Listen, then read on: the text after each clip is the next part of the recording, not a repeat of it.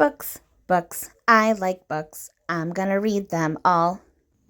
Hi readers, Chris here. Welcome to my channel where I review fantasy, Stephen King, all sorts of books, and tonight I'm going to be talking about The Warm Hands of Ghosts by Katherine Arden.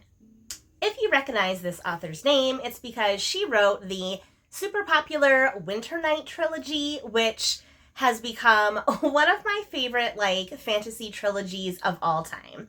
So when she came out with this new book, I was super excited because I was like, yes, I loved Winternight so much. I know I'm going to love this one. And I liked this book.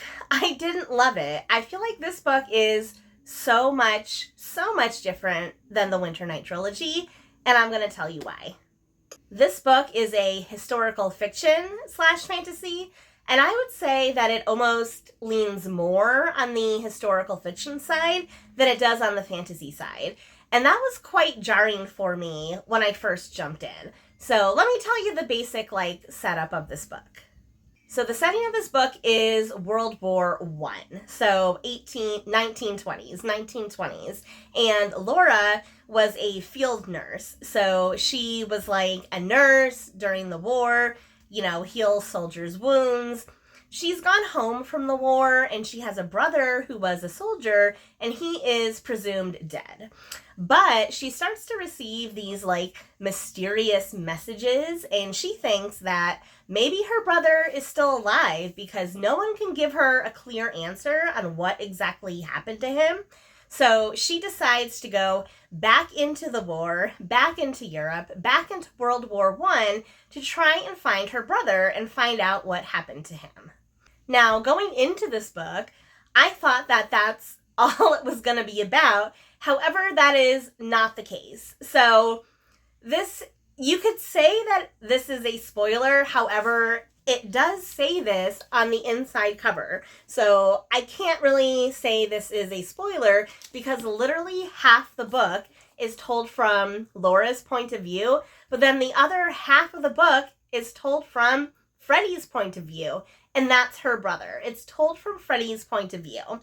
Now, to be fair, we don't know in the beginning how Freddie ends up. We only know through his point of view what he experiences during the war. So that's the other half of the book.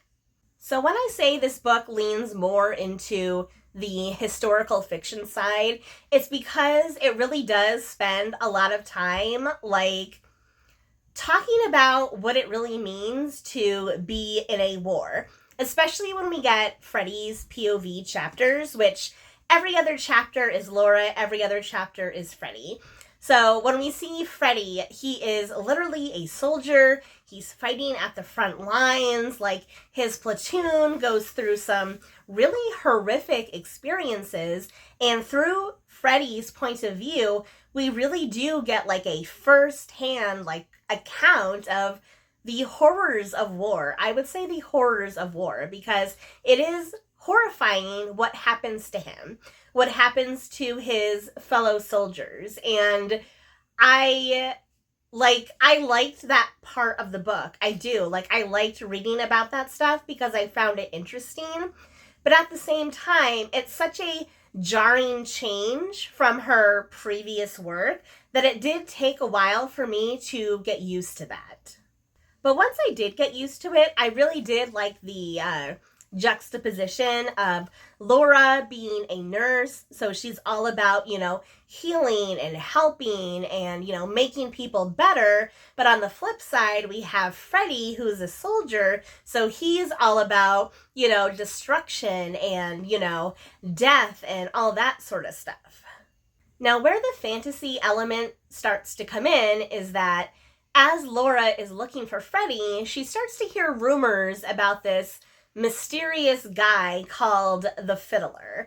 And we don't really know much about the Fiddler, at least in the first half of the book, other than he's this mysterious figure that sometimes appears to help soldiers, but no one really knows if he's actually helping or if he's harming because he's called the Fiddler, so that seems kind of whimsical, but allegedly people that, fall prey to the fiddler are never heard from again. So he's a very mysterious character, and that is very much where the fantasy element comes in. So even though the setting and the plot were very jarring for me, what I really do like about this one is the character work.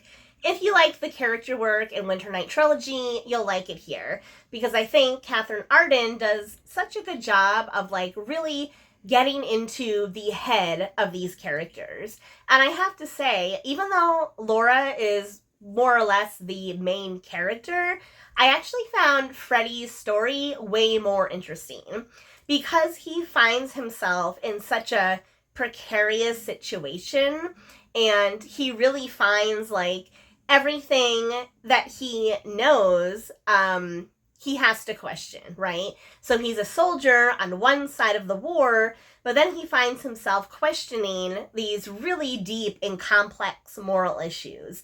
Is war wrong? Are the soldiers he's fighting against, are they really the enemy? Are they just guys like him that are just, fighting in this war, but they're just people like he is? There are some really deep and complex issues explored in this book. And those are the type of things that I really enjoyed. So yeah, even though this book is not that long and it is a standalone story, it really is a really deep exploration of people, of war, of death, of grief. So if that sounds like something you'd be interested in, I would definitely recommend this one. If you're someone that likes, war historical fiction, you might like this one. However, if you're someone that strictly likes, fantasy and that sort of element, you might struggle with this one a bit. Because I did struggle with this one in the beginning. Again, once I got used to it, overall, I did like it. I didn't love it, but again, I don't want to say that it's bad or anything, because there is some really good stuff in here. This book has not changed my mind about Katherine Arden at all. In fact, I believe now that she can probably write anything. I would prefer to see, that more strictly fantasy world from her. But I think this book has some really good stuff in it. Again, it's really deep and complex. It's much more of a character study. So again, if you are someone that likes that type of stuff, then I would definitely recommend this. And at the end of the day, there is some really moving and heartfelt stuff that happens at the end. I didn't cry at this book like I cried in her other series. But it was definitely moving, some of the stuff that happens. I really did want to keep this one short, so that is all I'm going to say about the Warm Hands of Ghosts. I really, really liked it. I didn't love it, but I did enjoy it. So now I want to know from you, have you read the Winternight Trilogy? Have you read the Warm Hands of Ghosts? Which one did you like better? Let me know all your thoughts in the comment section below. And as always, if you like this video, please give it a thumbs up. If you're not already, please subscribe to my channel for more bookish stuff coming your way soon. All right, everyone, happy reading.